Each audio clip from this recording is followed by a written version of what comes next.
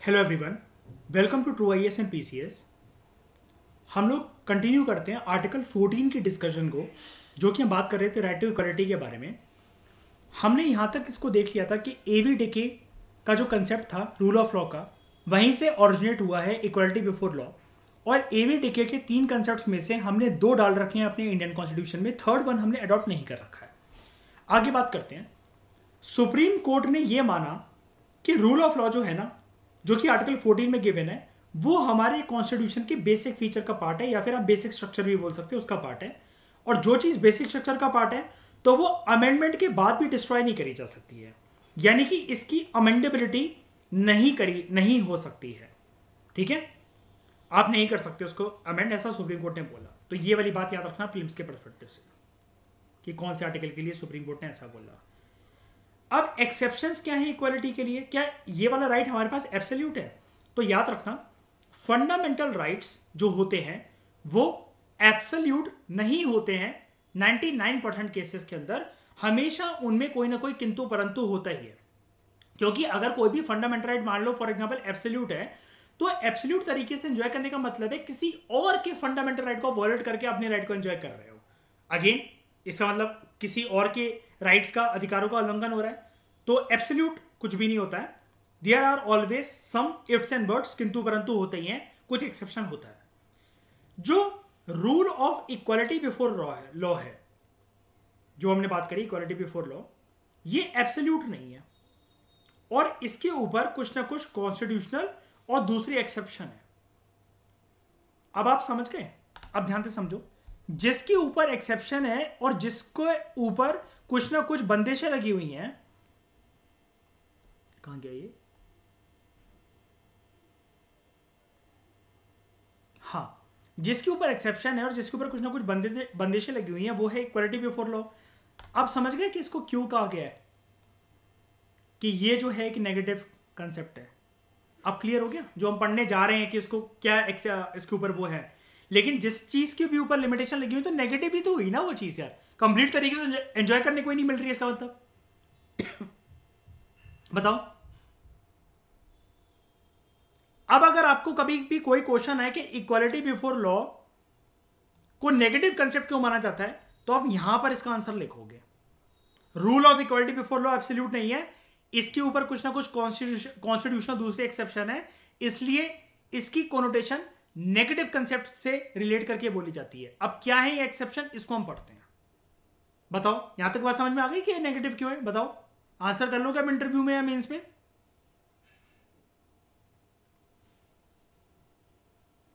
जो हम एक्सेप्शन पढ़ने जा रहे हैं उसके बेसिस पर। तो देखो, राष्ट्रपति या राज्य के जो राज्यपाल हैं वो कुछ चीजों से इम्यूनिटी एंजॉय करते हैं। अभी हमने क्या पढ़ा था? अभी तो इतनी बड़ी बड़ी बातें बोल रहा था कि सारे पर्सन इक्वल हैं, चाहे वो फर्स्ट सिटीजन ऑफ इंडिया हो, चाहे आईएएस ऑफिसर हो, कानून की नज़रों में सब इक्वल है, कानून सबके लिए बराबर है, अगर कानून का किसी ने उल्लंघन करा तो सबको सजा दी जाएगी। बातें तो ये बहुत बड़ी बड़ी कर रहा था, लेकिन अब बोल रहा है कि देखो कुछ एक्सेप्शन तो हैं भाई साहब, कुछ ऐसी पोस्ट हैं जिसकी मान मर्यादा का ख्याल रखते हुए उनको कुछ एक्स्ट्रा इम्यूनिटीज दी गई हैं जो कि नॉर्मल सिटीजन के लिए अलाउड नहीं है।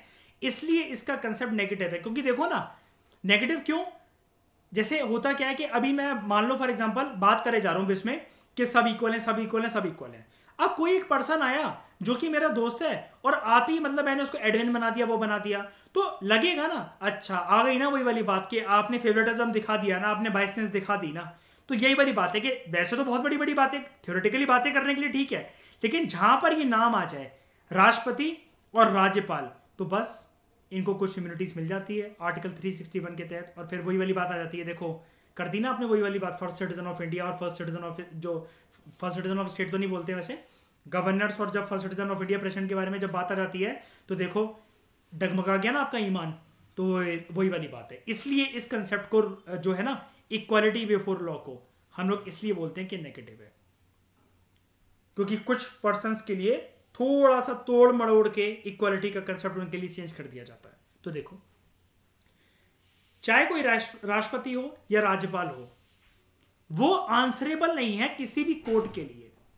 किसी भी कोर्ट को, यहां पर थोड़ा सा मिट रखा है लक्ष्मीकांत में जो एंड चीजें, आप थोड़ा सा अपनी बुक से देख लेना। ज़्यादा दिक्कत नहीं आएगी। कभी कभार ऐसा है जैसे ये अगेन में यहाँ पर, ये टर्म में यहाँ पर थोड़ा सा बस ऐसा है, वो तो आप समझ ही जाओगे। जो प्रेसिडेंट या जो गवर्नर है वो आंसरेबल नहीं है कोर्ट के लिए। जब भी वो अपनी पावर या ड्यूटीज को एक्सरसाइज कर रहे हैं तो उनकी कोई जवाबदेही नहीं बनती है, ठीक है। अब ये चीज देखो, पता है क्या है, हमने ऊपर पढ़ा था ना प्रीवियस लेक्चर में, ये चीज कोई गलत नहीं है, ये चीज कोई गलत नहीं है, क्योंकि इस क्लासिफिकेशन को जो स्पेशल प्रोविजन कर दी गई है, इसको आर्बिट्रेरी, आर्टिफिशियल या फिर इवेसिव नहीं मानना चाहिए हमें। इसको बल्कि हमने डिफरेंशियल और सब्सटेंशियल मानना चाहिए। क्यों यार, उनकी पोस्ट देखो ना। अगर ये तो एक बात बताना, एक छोटे क्लर्क की जवाबदेही अपने सीनियर ऑफिसर को होती है, एक आईएएस की जवाबदेही उसकी आईएएस लॉबी को होती है। अब अगर राष्ट्रपति या राज्यपाल अगर सबको जवाबदेही और कोर्ट को वो बनते रहे तो एक बार बताना, हर एक पर्सन केस करता रहेगा उनके खिलाफ। तो इसने इस एक्ट पे साइन कैसे कर दिया, इसने देखा ही नहीं, आपने इसको नल एंड वॉइड डिक्लेयर करा तो प्रेसिडेंट ने साइन कैसे कर दिया था, इनको तो कुछ आता ही नहीं, इनको निकालो। तो दिन भर ही कोर्ट जाता रहेगा, वो फिर अपना ऑफिस कैसे संभालेगा बताओ जरा। छोटी मोटी पोस्ट है क्या ये, बताओ मुझे जरा। मैं ये डिबेट पता है यहां पर क्यों करवा रहा हूं, लक्ष्मीकांत आपको ये तो बता देगा कि इम्यूनिटीज क्या है, एक्सेप्शन क्या है इक्वालिटी के लिए, लेकिन डिफेंड करना नहीं बताएगा लक्ष्मीकांत आपको। इसलिए एक एक पॉइंट को मैं डिफेंड करवा रहा हूं आपको। यानी कि ये चीज हमने लिखी हुई है कि प्रेसिडेंट और गवर्नर आंसरेबल नहीं है, तो आप कहोगे लो भाई ये क्या बात हुई, फिर इक्वालिटी बिफोर लॉ एप्लीकेबल कैसे है, फिर तो एब्सोल्यूट नहीं है और ये नेगेटिव है ये तो। अरे भाई उनकी पोस्ट भी तो देखो, अगर वो आंसरेबल हर एक अपने एक्ट के लिए दिन भर होते रहे ना तो 5 साल तो उनके कोर्ट में ही निकल जाएंगे खड़े होने में, जवाब देते देते, बताओ। और यही इम्यूनिटी पता है हमें मिल रखी होती है। अब देखो मैं तुम्हारे ऊपर बात करूंगा तो तुम एग्री करोगे। फिर एक आईएएस ऑफिसर से या किसी भी ब्यूरोक्रेट से मीडिया आके सवाल जवाब नहीं कर सकती है बेफालतू की बातों पर, क्योंकि हमारा तो काम फिर रोज का है कि सर जी आप तो जन सुनवाई करते हो, रोज तो आप 2 ही केस निपटा पाते हो, 4 दिन से तो आप देख भी नहीं रहे हो, आप स्कूल नहीं गए, आपने सरकारी अस्पताल अपने डिस्ट्रिक्ट के अंदर विजिट नहीं करा, महीना हो गया है। भाई मेरी पोस्ट है, मैं डिस्ट्रिक्ट कलेक्टर हूं, मैं अपने हिसाब से संभाल लूंगा, मीडिया को जजमेंटल बनने की जरूरत नहीं है। और बार बार अगर ये प्रेशर आता रहेगा मीडिया का कि आप यह नहीं गए, वहां नहीं गए, जन सुनवाई के अंदर आपने इतने केसेस सॉल्व करे, तो जल्दबाजी में कभी कभार हमसे कुछ गलतियां भी हो सकती हैं। कभी देखा है मीडिया वाले को सुप्रीम कोर्ट के जजेस का या हाई कोर्ट या किसी भी जज का मतलब इंटरव्यू लेते हुए कि आपके यहाँ तो पेंडेंसी चलती रहती है, 3 करोड़ केस पेंडिंग पड़े हुए हैं, आप पता नहीं क्या बकलोजी कर रहे हो, वो कर रहे हो। कोर्ट कहता है मिडिल फिंगर सैल्यूट ले ले मेरा, मुझे ज्यादा अच्छे से पता है कि हमें कब क्या करना है। मानते हैं इस चीज को कि justice delayed is justice denied, जो कि इंडिया की रियलिटी है भी, इसको कोई डिनाई नहीं कर सकता है। लेकिन फिर भी अगर आंसरेबल बनना पड़े तो आप एक बताओ, मीडिया तो इतना प्रेशर जगाती कि जल्दबाजी के अंदर अपने प्रेशर को मिटाने के लिए मैं तो कुछ भी कैसा भी डिसीजन दे दूंगा। अभी हो सकता है कि डिस्ट्रिक्ट में कुछ और इंपॉर्टेंट बातें हो, लेकिन जस्ट बिकॉज मीडिया ने मुझसे सवाल जवाब कर लिए, मैं बीइंग अ डिस्ट्रिक्ट कलेक्टर अस्पताल जाना, स्कूल जाना इतना इंपॉर्टेंट ना हो, मैं और अधिकारियों को वहां पर भेज सकता हूं, मैं एसडीएमओ को भेज दूंगा जो मुझसे छोटे लेवल की है। लेकिन अब ऐसे प्रेशर के अंदर पर्सन अपने हिसाब से कभी काम ही नहीं कर सकता ना। तो बात समझ गए, मैंने इसको डिफेंड भी करवा दिया। अगर आपसे कोई इंटरव्यू में पूछे, ये पूछे कि एक बात बताओ फिर यहाँ पर आर्टिकल 14 की एप्लीकेबिलिटी कैसे है, फिर ये नेगेटिव कंसेप्ट कैसे हो, तो बोलो नेगेटिव कोनोटेशन इसकी इसलिए है क्योंकि यहां पर एक्सेप्शन है। एक्सेप्शन इस प्रकार से कि जैसे वो आंसरेबल नहीं कोर्ट ऑफ लॉ के लिए, लेकिन बोलो ये नेगेटिव कंसेप्ट बोला गया है लेकिन ये नेगेटिव है नहीं। और फिर आप उनको बोलो कि सर अगर आप लोग हैं, अगर आपसे कोई दिन भर सवाल जवाब करता रहे कि आपने इंटरव्यू में इसको सिलेक्ट क्यों नहीं करा, उसको सिलेक्ट क्यों करा, मतलब ऐसा बोलना नहीं होता। एक बात बता रहा हूं मैं तुमसे कि तो सर बोलना कि ऐसे तो फिर हम जवाब ही देते रह जाएंगे, हम अपने अच्छे ढंग से काम कैसे कर सकते हैं। तो ये पहला पॉइंट समझ में आ गया सबको, बताओ डिटेल तरीके से मैंने बता दिया इसका, खोद खोद कर सब कुछ। बोलो आगे बढ़ू।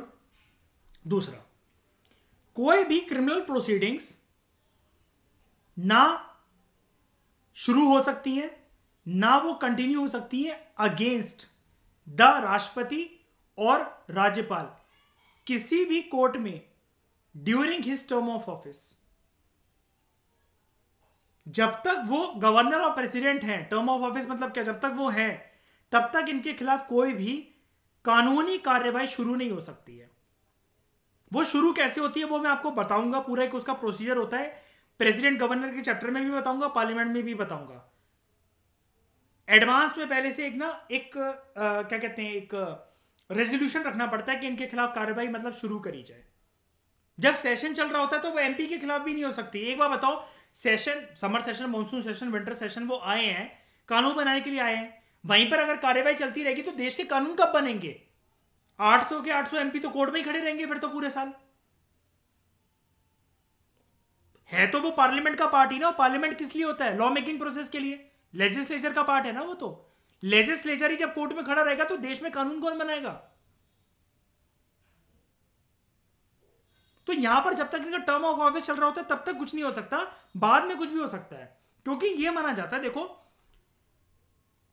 क्या होता है, फॉर एग्जाम्पल मैंने लेक्चर लिया, अब एक स्टूडेंट है वो बीच बीच में ना ये भी बता दो, वो भी बता दो, ये भी बता दो, वो भी बता दो, तो मैंने उससे फॉर एग्जाम्पल इस पॉइंट को कंसिडर करते हुए जो मैं बताने जा रहा हूं उसको रिलेट करो। मैंने उससे ये बोला कि देखो, एक बारी पूरा चैप्टर खत्म हो जाने दो, उसके बाद भी कोई डाउट रह जाए तो पूछो। क्या पता जो तुम्हारा डाउट आ रहा हो वो अगले पॉइंट में ही उसका आंसर हो, या फिर नेक्स्ट क्लास में उसका आंसर हो, या फिर 1 घंटे बाद वो तुम्हारे डाउट की तरफ, मतलब वो कंसेप्ट की तरफ ही मैं आ रहा हूं जिससे तुम्हारा डाउट ओरिजिनेट हो रहा है, क्या पता वो ऑटोमेटिकली एड्रेस हो जाए। तो यहां पर यह माना जाता है कि पहले उसका कार्यकाल, इनका कार्यकाल खत्म हो जाने दो, उसमें फिर अगर कुछ भी इन्होंने अनहोनी करी है उसके बाद उसे निपटाओ, पहले इनको 5 साल फ्री होकर काम करने दो। ठीक है, मानता हूं ये इक्वलिटी के अगेंस्ट है, क्योंकि नॉर्मल पर्सन तो कोई क्राइम करा है हाल ही 24 घंटे के अंदर पुलिस मजिस्ट्रेट के सामने प्रेजेंट कर देगी, लेकिन ये पोस्ट वैसी नहीं है। समझने की कोशिश करो इस बात को, समझ रहे हो?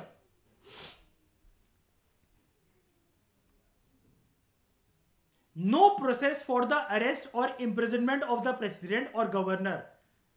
कोई भी प्रोसेस उनको अरेस्ट करने का या जेल में डालने का राष्ट्रपति को और राज्यपाल को वो इशू नहीं करा जा सकता किसी भी भारत के कोर्ट से, जब तक इनका कार्यकाल चल रहा हो, जब तक इनका टर्म ऑफ ऑफिस चल रहा हो।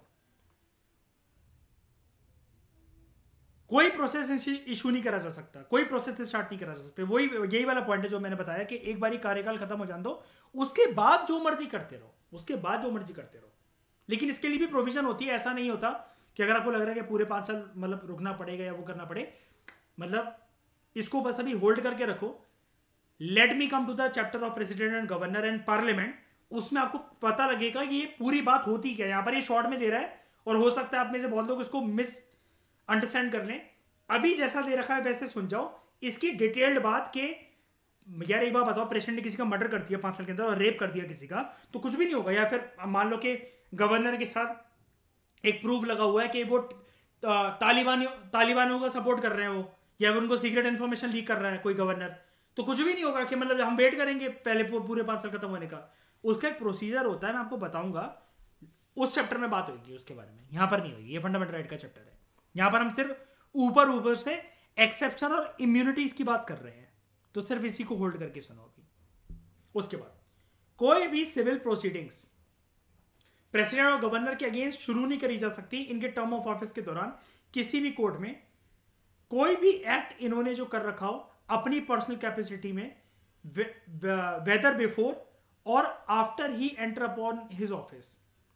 ठीक है, मतलब जब तक ये प्रेसिडेंट की इन्होंने शपथ ली या गवर्नर की शपथ ली, उससे पहले अगर ये कोई कांड कर कर आया हो, जब तक इनकी टर्म खत्म नहीं हो जाती ना, कोई भी सिविल अगर इन्होंने क्राइम कर रखा हो, ठीक है, सिविल कोई क्राइम कर रखा हो, तो जब तक इनकी टर्म ऑफ ऑफिस खत्म नहीं हो जाती, चाहे इन्होंने वो पहले कर रखा हो या बाद में कर रखा हो, ठीक है, अपनी पर्सनल कैपेसिटी के अंदर, no civil proceedings can be initiated against president of the governor इनके टर्म ऑफ ऑफिस के दौरान किसी भी कोर्ट में। कोई भी एक्ट उन्होंने कर रखा हो अपनी पर्सनल कैपेसिटी, पर्सनल कैपेसिटी होता है मतलब खुद से कुछ भी कर रखा हो, कुछ भी, वेदर बिफोर और after he enter upon his office, जब तक, ध्यान से सुनना, until the expiration of 2 months after the notice has been delivered to him. 2 महीने का उनको एडवांस नोटिस दिया जाता है कि आपके खिलाफ कार्रवाई होने स्टार्ट हो रही है, आपको पता होना चाहिए, आपके जो भी काम है उनको आप निपटा लेना, साइड कर देना। 2 मंथ का हम आपको एडवांस नोटिस दे रहे हैं कि आपके खिलाफ कार्रवाई शुरू होने वाली है। इनको बोल दिया जाता है 2 मंथ का एडवांस नोटिस होकर डिलीवर कर दिया जाता है इनको। ऐसे होता है, आप समझ गए सेकंड और थर्ड पॉइंट का कॉम्बिनेशन फोर्थ पॉइंट में आकर, कि 2 मंथ का एडवांस नोटिस मिल जाता है इनको। जब ये एक्सपायर हो जाता है 2 मंथ का एडवांस नोटिस, उसके बाद कार्रवाई शुरू हो जाती है।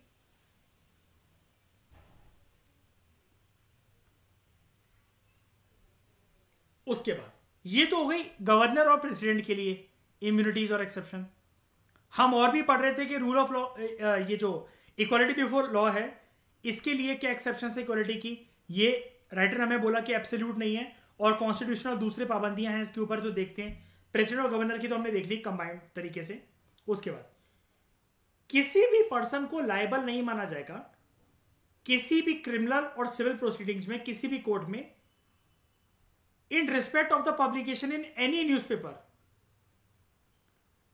ध्यान से सुनना, अगर आप एक न्यूज रिपोर्टर हो या आपका कोई मीडिया चैनल है, अगर आपने बिल्कुल डिट्टो पार्लियामेंट में जो भी घटनाक्रम हो रहा था, जब सेशन चल रहा था या नहीं भी चल रहा था, और लात जूता चप्पल, या फिर निर्मला सीतारमन जी ने ऐसा कहा, मोदी जी ने ऐसा बोला, राहुल गांधी ने ऐसा इशारा करा, या फिर इस बात के ऊपर हंसी मजाक हुआ, अगर आप ट्रू रिपोर्ट कुछ भी दिखा रहे हो अपने डिजिटल मीडिया पर या सोशल मीडिया पर या फिर प्रिंट मीडिया में कुछ भी छाप रहे हो, किसी भी अखबार में, न्यूज़पेपर, मैगजीन में, या फिर आप किसी अपनी एक साइट पर ब्लॉग लिख रहे हो, अगर वो चीज रिलेटेड है हाउस ऑफ द पार्लियामेंट से या फिर हाउस ऑफ द लेजिस्लेचर से, यानी कि विधानसभा, विधान परिषद, लोकसभा, राज्यसभा, ऐसी इम्यूनिटी हर एक पर्सन को आर्टिकल 361 ए के तहत दी गई है। फॉर एग्जांपल, आप व्हाट्सएप पर कोई स्टेटस लगा लेते हो, या फिर आप मीडिया वाले नहीं भी हो लेकिन आप व्हाट्सएप पे स्टेटस लगा लेते हो कि देखो ये है हमारा देश का भविष्य, जो मंत्री जो कानून बनाते हैं वो ऐसे ऐसे गंदी बातें करते हैं, ऐसे इशारे करते हैं, ये करते हैं, वो करते हैं। अगर वो चीज घटनाक्रम आप सही रिपोर्ट कर रहे हो, कोई एक मिनिस्टर बैठकर लोकसभा, राज्यसभा में या फिर विधानसभा, विधान परिषद में पौन देख रहा था बैठकर, वो हाईलाइट हो गया, आप उसको दिखा भी रहे हो, उसके ऊपर मीम बना रहे हो, कोई रील बना रहे हो, आपके खिलाफ किसी भी प्रकार की सिविल या फिर क्रिमिनल प्रोसीडिंग किसी भी कोर्ट में स्टार्ट नहीं होगी, क्योंकि आप ट्रू रिपोर्ट कर रहे हो प्रोसीडिंग्स पार्लियामेंट की। ये तो चलो एक वो वाली बात मैंने कर दी, लेकिन पार्लियामेंट में किसी भी बात को अगर आप दर्शा रहे हो कि हाँ ऐसा एक्ट आया था, ये एक्ट बोला, ये एक्ट के प्रोविजन ये बोले कि ये एक्ट जब आएगा तो ऐसा होगा, ये होगा, इस डिपार्टमेंट से रिलेटेड या फिर इस पोर्टफोलियो से रिलेटेड, जैसे कोई इकोनॉमिक एक्ट आया तो यूनियन फाइनेंस मिनिस्टर ने कुछ बोला, कोई आर्मी से रिलेटेड, आर्मी की पावर छीनने से रिलेटेड कोई चीज आई तो वो यूनियन होम मिनिस्टर ने बोली। ये सारी चीजें अगर आप ट्रू तरीके से दिखा रहे हो, आप चाहे लेमैन पर्सन हो, चाहे मीडिया वाले पर्सन हो, चाहे ब्लॉगर हो, चाहे आपका यूट्यूब चैनल है, चाहे व्हाट्सएप पे स्टेटस लगा रहे हो, आपके खिलाफ कोई भी कार्रवाई किसी भी कोर्ट में नहीं हो सकती है। ये आपको पावर इम्यूनिटी दी गई है अंडर आर्टिकल 361A। समझ में आ गया? बताओ कि फिर से समझाऊं? समझ गए?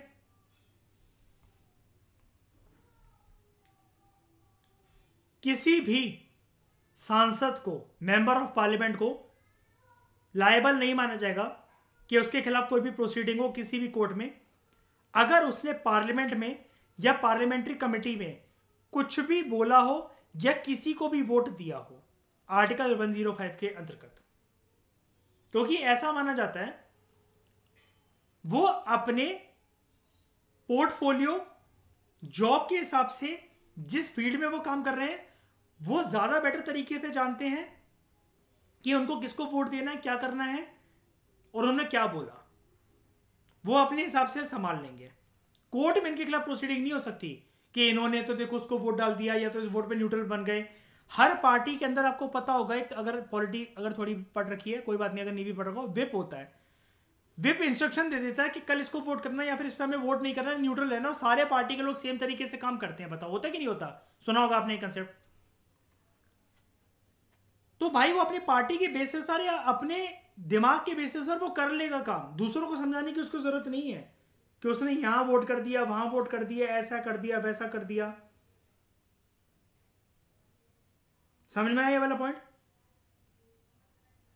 कोई कार्रवाई नहीं हो सकती। कोई भी मेंबर हो, अगर यही वाला पॉइंट है, ये एमपी के लिए था, ये एमएलए के लिए है।